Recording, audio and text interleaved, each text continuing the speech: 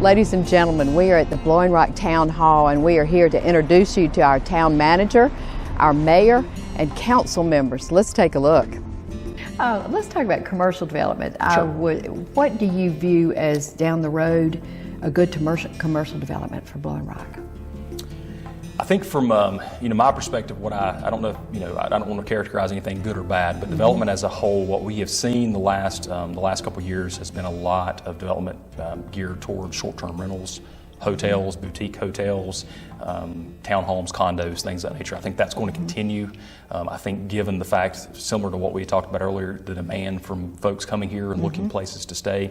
If you look at our TDA numbers this past year, again, we have seen outstanding numbers, record numbers almost every single month since the summer, which means folks are coming here and staying here, and they're staying longer, they're staying more through the week than the weekends.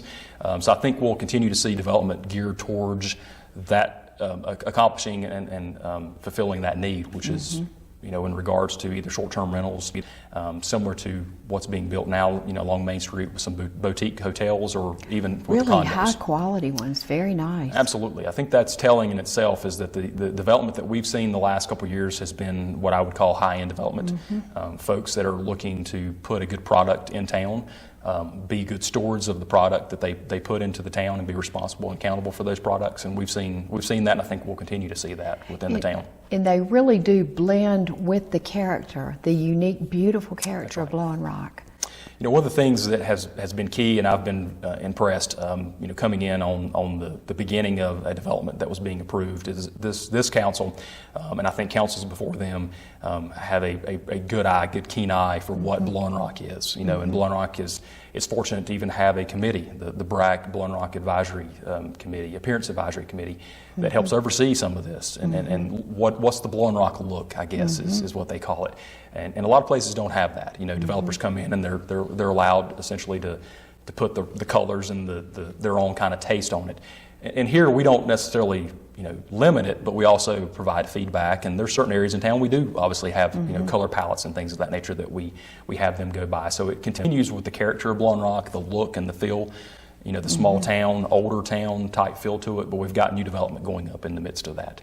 I think restaurants will continue to evolve. I think we have a number of new restaurants or new eating facilities that are in the works or will be coming soon. So on the drawing board, there's something? They are. Good. So I think that's, again, one more area that we'll continue to probably see some development. So, and then along the same lines, not commercial but residential, we have had a record year once again. I can say that again and again. It's been a record year in so many ways, with the number of new home permits that we've had come into the town. And again, those mostly are seasonal residents that are looking to build second homes here. Some of those are obviously very high end, that add to our tax base. And then the number of renovations, so the renovation permits, so folks that are buying homes and looking to renovate those homes, again, record numbers this year. So overall development as a whole has been increasing the last 2 years, and I think will continue to increase the next few years as we look forward towards those same avenues, I think. So let's talk about commercial development. 321 is mostly finished. I realized that was Department of Transportation did that. There's some other areas. The Winkler projects, I think, are very attractive. What commercial developments do you see on the horizon, or would you like to see? It's nice in that the pace of our commercial developments have been manageable for a small town. We haven't been so inundated with them that they've gotten away from us in terms of aesthetics or density or anything like that. We've been able to manage it. My concern is moving forward with this kind of new discovery of Blowing Rock.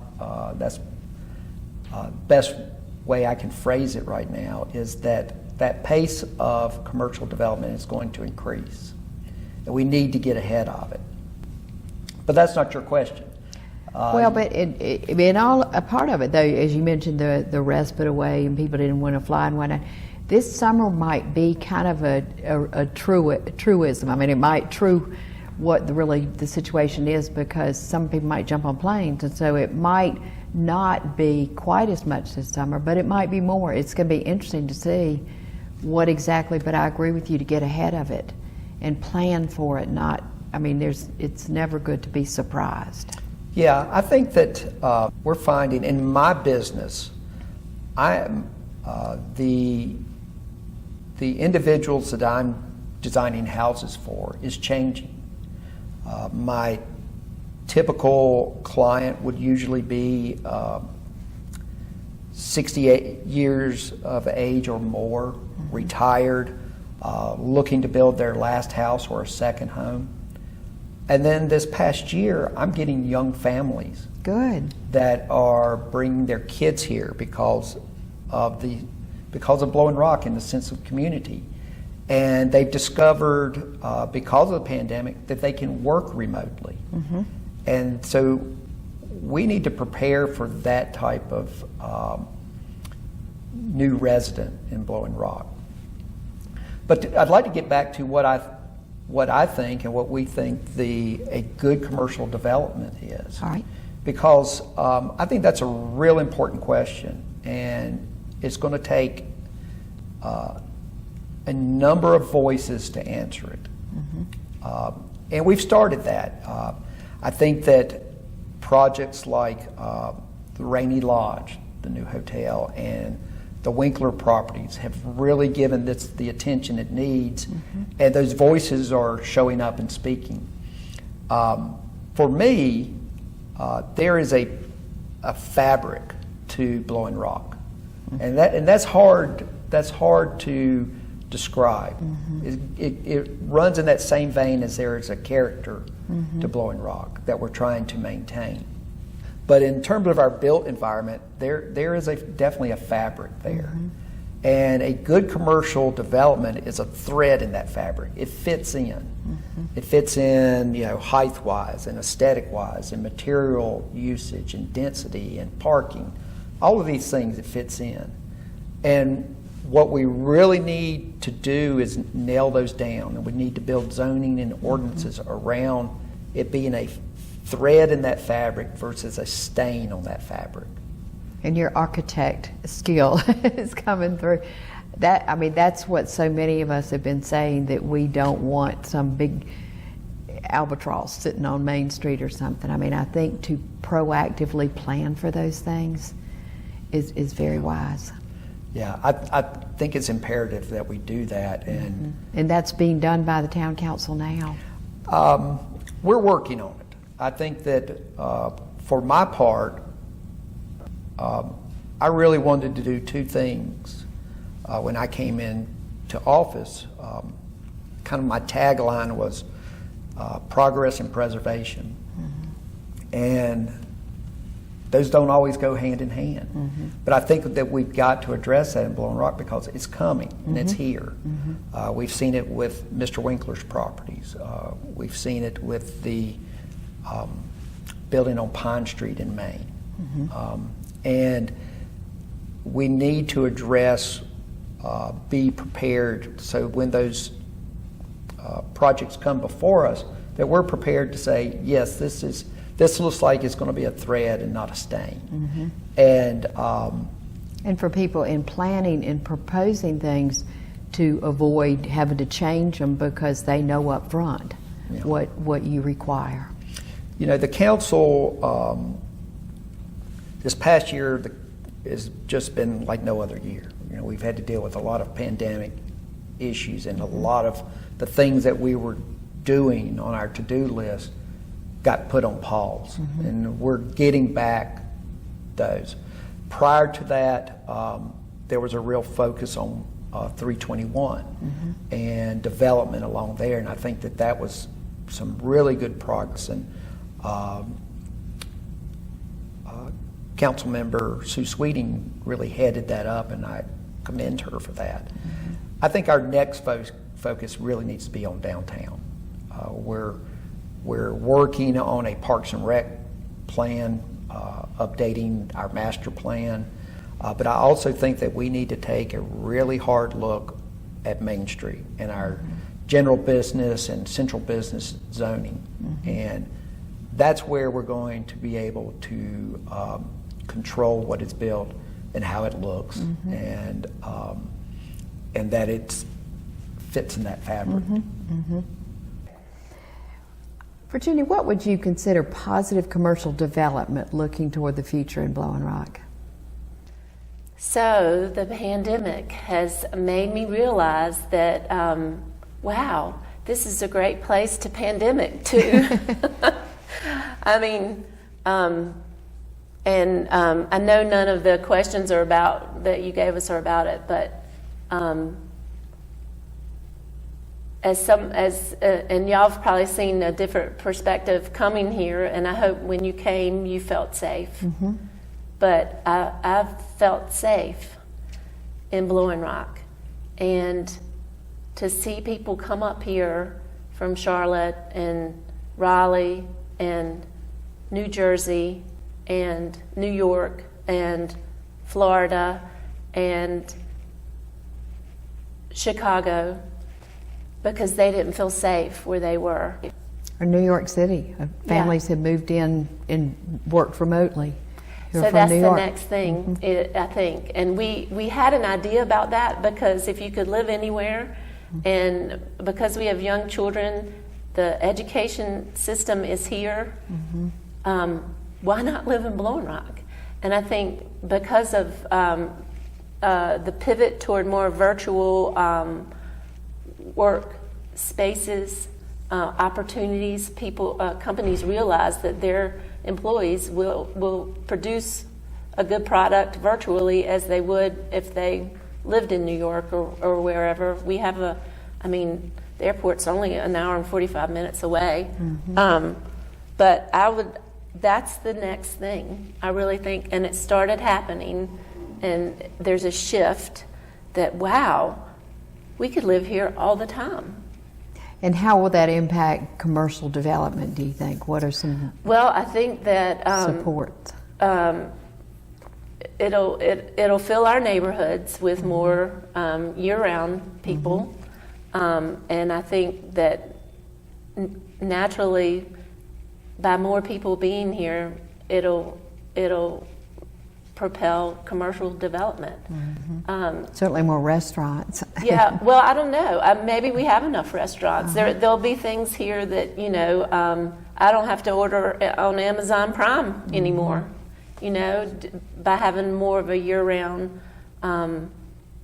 population, a bigger population. And we can handle it. We have our water, it's 2 times as what we need, our capacity. Because I asked Shane, I was like, so if all these people that have come in stay, can we handle them infrastructure-wise? And he was like, yeah, we're overbuilt. So we can handle it. And we prove that when people come for 4th of July and, in the fall for these big weekends. Our infrastructure can handle that capacity. But I think, whatever that commercial development, it will be because of more people living here year-round. Super. The one thing that we did do that, on top of that, and I don't know if everybody knows, is Skyline Sky Best has dark fiber on Main Street. So and what does that mean? So we have internet. That we did a partnership with them, and this is before the pandemic. There's a little hut at the back of the fire station, and you'll notice it now when you drive by. It looks like a little, utility shed or something, but that's where whatever you call the main brain or something. Yeah, and it runs up Sunset and we to Main Street. So this is kind of like the core, and then they'll feed out to the edges of town, and then with the dark fiber and have high-speed internet accessibility for our businesses and for our town. The future, we've addressed that. It's been a lot of areas, but I want to just for one final question. What do you see as the future of Blowing Rock? How do you pull those entities together? You mentioned that it'd be nice if everybody works together. Everybody will always have their particular projects that are more valuable to them, but to be more consensus, building more cooperation and working together, I think those are excellent goals that would benefit everybody. Other thoughts as Mr. Mayor? Well, moving forward, I see Blowing Rock continuing to grow. I hope to see controlled growth, whether it be through roads or large projects. Blowing Rock will grow, and it has grown substantially. It would be amazed to people to hear our forefathers, what they would be able to say about what's transpired now. You know, I think that the future for Blowing Rock, a lot of that can be taken from the past of Blowing Rock. How do we continue to stay unique, different? How do we move forward and not reach a point of stalemate? And how do we continue providing to our citizens their needs? Because they are second to none. And if we look after our citizens, number one, I feel like that everything else will fall into place, whether it be the tourist or, you know, whatever, the people just passing through. You know, it's we now have a 4-lane going through Blowing Rock, which took many years to happen, and everybody knew it was going to happen eventually. But I remember something that was told to me years ago, and that was my Uncle Grover Robbins Jr., told my grandfather that he'd bought a train. And my grandfather said, "What are you going to do with it, son?" He said, "Dad, I'm going to move it and put it in between Blowing Rock and Boone. And I'm going to call it Tweetsy Railroad." This was your relative who did that? And my grandfather asked my uncle, "Well, son, who's going to come ride a train that goes in a circle?" And he said, "Granddaddy, the same people that come out to see your Blowing Rock, where an Indian jumped off and blew back, and the same people we see driving the roads here in the summertime that we didn't used to see." So we're going to see progression. How we control it is up to the councils now and later. It's up to the citizens. It's up to our different civic groups to come together and work as one. All the common goal, let's keep Blowing Rock unique, different. Let's keep our school here. Let's keep our parks clean. Let's keep our downtown pretty. And let's not overdevelop. There's just so many pieces to this puzzle. And I'm so glad that you're keenly aware of them. Charlie, thank you so much, and thank you for what you do for all of us, and we appreciate you sharing your time with us today. Thank you very much, Jean. I appreciate it. Thank you for your time. Oh, certainly, thank you.